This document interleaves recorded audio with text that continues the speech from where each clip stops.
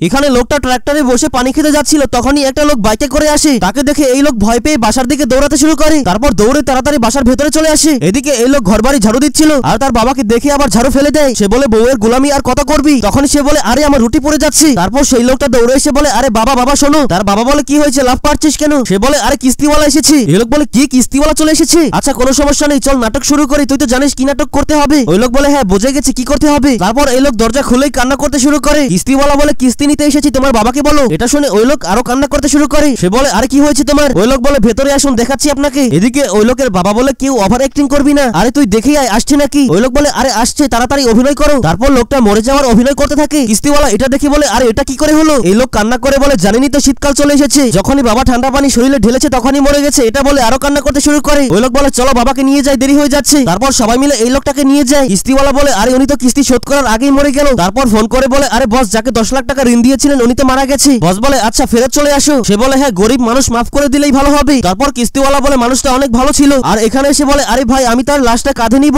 তারপর এই লোক তার লাশ কাঁধে নেয়। তখনই ওই লোক উঠে বলে আরে কিস্তিওয়ালা চলে গেছে নাকি? এটা দেখে কিস্তিওয়ালা তো একদম অবাক হয়ে যায়। তারপর ওই লোক খাট থেকে নেমে পালাতে শুরু করে। কিস্তিওয়ালা বলে হারামখোর, কিস্তি না দেওয়ার জন্য এত বড় নাটক। এবার আল্লাহর ছবিটিকে ভালোবাসলে লাইক এন্ড সাবস্ক্রাইব করে যাও।